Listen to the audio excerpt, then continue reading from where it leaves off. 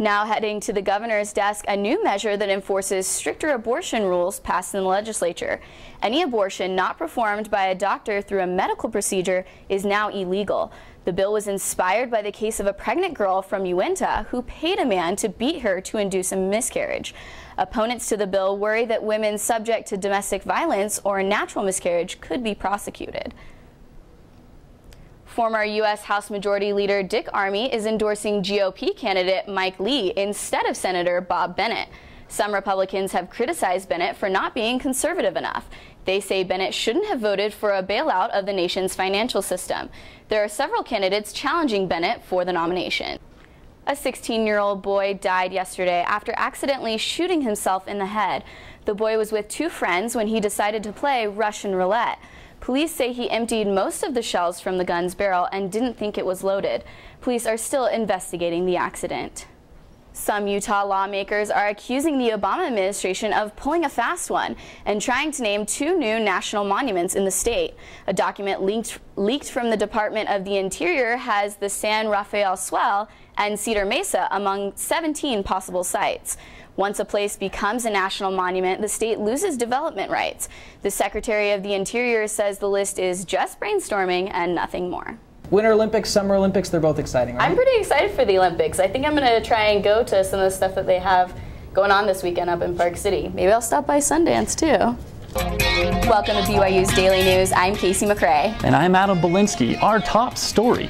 A $30 million donation to the University of Utah may support the construction of Utah's first dental school. But BYU Daily News reporter Catherine Hopkins shows us why not all Utahns are excited. Lights, camera, action. Robert Redford's annual Sundance Film Festival started yesterday in Park City. More than 50,000 well-known actors, actresses, and movie lovers from across the country attend this extravaganza each year. The festival shows 200 films from more than the 9,000 submitted, trying to find new talent. The festival started in 1978, and this year's event lasts for 11 days. Big names are common at the festival, but this year one name is grabbing attention. Daily News reporter Javier Misiego shows us how one artist is leaving his mark on the city. Garrett, it looks like we're having a lot of crazy weather here in Provo, but is it the same around the nation? Is there crazy stuff going on all over? You know, no avalanches yet throughout the rest of the country, but wind, it's definitely there. We're going to go straight to a satellite map. Welcome to BYU's Daily News. I'm Adam Belinsky. And I'm Kasey McRae. Our top story, Pleasant Grove says they are taking steps to become a leader in green energy. BYU Daily News reporter Kristen Todd tells us how Pleasant Grove is trying to be known as more than just Utah's city of trees. Prosecutors charged a 70-year-old Salt Lake woman with murder yesterday, saying she fatally shot her former daughter-in-law. Students in Utah may have trouble satisfying their sweet tooth in the days ahead. A Utah Senate committee is considering today a new bill banning junk food from school vending machines. Federal officials decided this week not to give endangered species protections to a Utah rodent. The American pika lives in cooler climates like the Rocky Mountains, and some scientists say climate change has reduced their habitat and hurt their population. But a copy of the official decision says that while some pika populations in the West are declining, others are not. Garrett, now my mom's in town, but she might be a little disappointed to see it's kind of gloomy outside. You know, I'm sure when she was coming to Utah, she wasn't expecting to see the sun shining like it is down there in Florida. But she can expect to see a little bit of a snow, so that could be exciting for her. Okay. But back home in Florida and along the East Coast, as we move into next week, we're going to be starting to see a little bit of the sun. So that'll be exciting, a little bit more like Florida if your mom's still around. Well, that's good news to hear. I always love sunshine.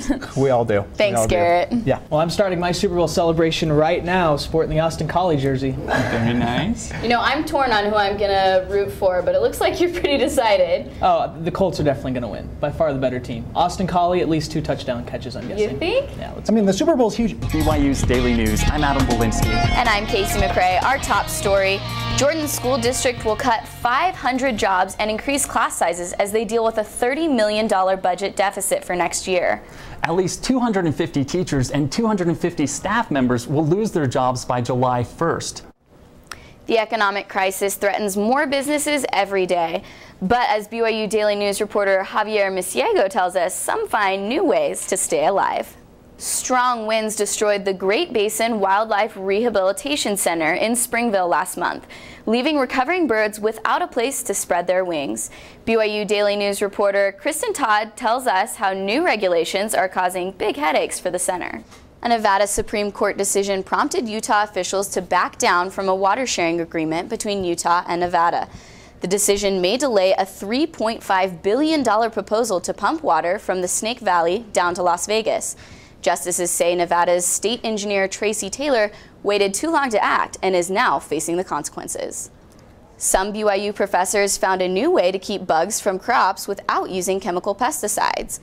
This may look like a giant monster, but it's actually a microscopic killer worm known as a nematode. 4-year-olds don't often think twice about going to preschool, but Whitney Stoddard is no ordinary preschooler. BYU Daily News reporter Logan Daniels shows us how one girl is overcoming illness to make it to school. Thanks, Rosanna. Garrett, I hear you got some crazy video to show us about what's going around the nation. There's some crazy storms that are continuing to go. What started here in Utah is working its way back east, causing a lot of trouble. Let's take a look at some of that video. For one love-struck couple from New Orleans, more than stars aligned to prove they should be together. Jerry Gomez and Dennis Leno made a bargain 6 years ago that they would get married if 3 things happened. The Red Sox made the World Series, New Orleans gets snow on Christmas, and last but not least, the Saints make it to the Super Bowl. With all signs set, the newlyweds will be spending their honeymoon at the Super Bowl. That's destiny. I'll tell you what. Stars I'm a Cubs there. fan. I don't think I want to make that kind of a commitment, though, or I'll probably live a life of celibacy. It looks like they were meant to be together. Let's hope it works out for you another way. That's your daily news for Friday, January 29th, 2010. For updates around the clock, join us online at dailynews.byu.edu.